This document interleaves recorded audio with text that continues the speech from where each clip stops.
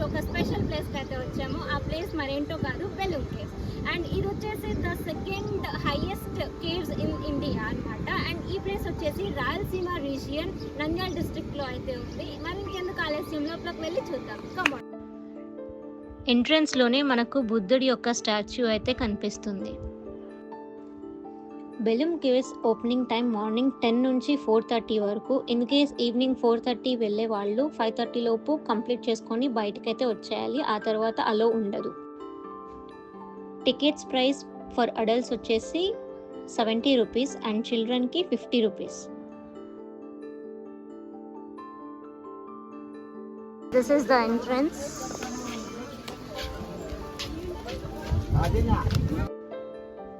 ఇప్పుడైతే మనం లోపలికి వెళ్తున్నాం. ఇది వచ్చేసి మొత్తం outside view of Belum caves. లోపలికి వెళ్ళాలి అంటే మనకి ఇక్కడ స్టెప్స్ నుంచి లోపలికి ఎంట్రీ అయితే ఉంది. సో మెట్లు దిగి లోపలికి అయితే వెళ్ళిపోదాం.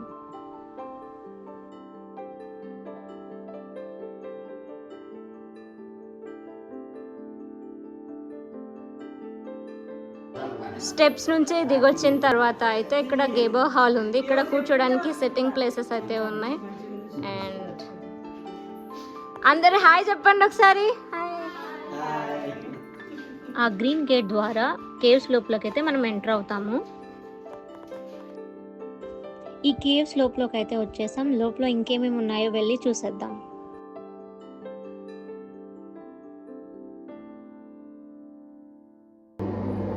ఈ బెలూమ్ కేవ్స్ వచ్చేసి 10,000 ఇయర్స్ నుంచి ఉన్నాయి. అండ్ ఈ కేవ్స్ లో ఒక రివర్ అనేది ఫ్లో అవుతా ఉండేది అంట. ఆ రివర్ పేరు వచ్చేసి చిత్రావతి రివర్ గా పిలుస్తారు.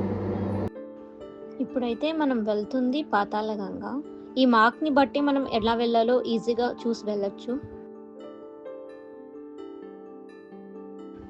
ఇక్కడైతే మనకి 2 వేస్ ఉన్నాయి. ఒకటి వచ్చేసి పాతాళగంగ, ఇంకొకటి వచ్చేసి మాయ మందిరం. ముందైతే మనం పాతాళగంగ విజిట్ చేద్దాం. ఇక్కడైతే వాటర్ ఉన్నాయి అండ్ పైన అయితే మనం చూడొచ్చు శివలింగం కూడా ఉంది. అండ్ స్టిల్ ఇంకా లోపలికి అయితే వెళ్తున్నాం. వెళ్తుంటే క్యూస్ అలానే పోతా ఉన్నాయి. అసలు ఇక్కడ చాలా చిన్నగా అనిపిస్తుంది. జాగ్రత్తగా వెళ్ళాలి. హైట్ అయితే చాలా పొట్టిగా ఉంది. ఇక్కడ వీ కెన్ సీ. ఇక్కడ మళ్ళీ డార్క్. ఇక్కడైతే ఫ్యాన్స్ ఉన్నాయి. Finally we found fans here. నిజంగా కేవ్స్ లోకి ఎంటర్ అయిన తర్వాత ఇంకొంచెం లోపలికి వచ్చిన తర్వాత I feel like oxygen levels కొంచెం తగ్గాయన్న ఫీలింగ్ అండ్ స్వెట్టింగ్ చాలా ఎక్కువ కూడా అనిపిస్తుంది. ఇక్కడ నుంచి మనకి అయితే ఎయిర్ రాదు కాబట్టి పైప్ నుంచి ఎయిర్ పాస్ చేసేలాగా సెట్ చేసి ఉంచారు. అండ్ ఈ స్వెట్టింగ్కి నిజంగా ఈ air I feel like AC లాగా అనిపిస్తుంది. కొంచెం సేపు రిలాక్స్ అవుదాం.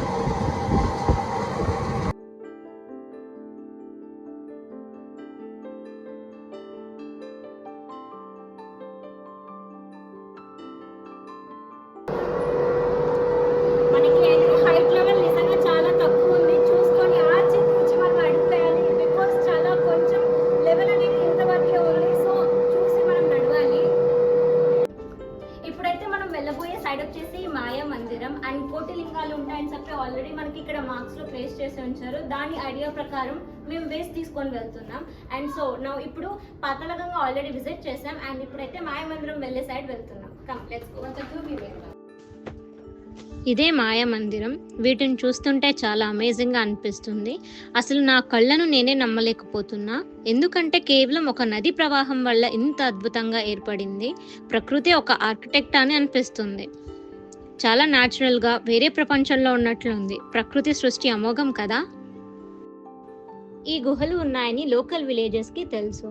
ఫస్ట్ రికార్డ్ చేసింది రాబర్ట్ బ్రూస్. వీటిని న్యాచురల్ హెరిటేజ్గా ఏపీ ఆర్కియాలజీ డిపార్ట్మెంట్ 1989లో డిక్లేర్ చేసింది. తరువాత 2000 సంవత్సరంలో AP tourism development corporation take over చేసి కొన్ని ఇంప్రూవ్మెంట్స్ కూడా చేసింది. 2003లో టూరిస్ట్ స్పాట్గా ఓపెన్ అయింది.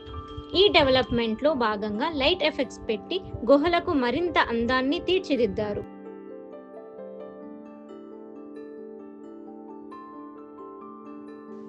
ఈ గుహలు అరౌండ్ 3 కిలోమీటర్ల వరకు కనుగొన్నారు. 1.5 కిలోమీటర్ల వరకు చూడడానికి అనుమతి అయితే ఉంది. కానీ ఈ గుహలు వేరు దూర ప్రాంతాలకు కనెక్ట్ అయ్యాయని ఇక్కడి గ్రామ ప్రజలు చెప్తారు. ఇప్పుడైతే మనకు వచ్చిన ప్లేస్ వచ్చేసి కోటిలింగాలు. ఈ కేవ్స్ లో కోటిలింగాలు అనే ప్లేస్ గా పిలుస్తారు.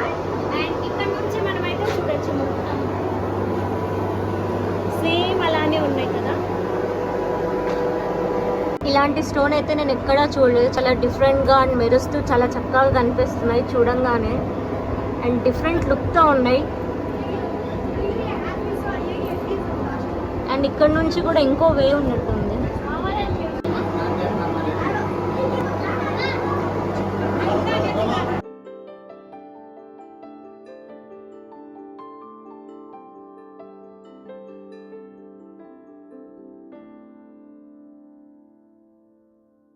అండ్ వాక్ చేసి మేము బయటికి అయితే వచ్చేసాం. And most of the places అయితే కవర్ చేసేసా. And thank you for watching my video. That's all for today. Don't forget to subscribe my channel. Do like, share and subscribe. Thank you all.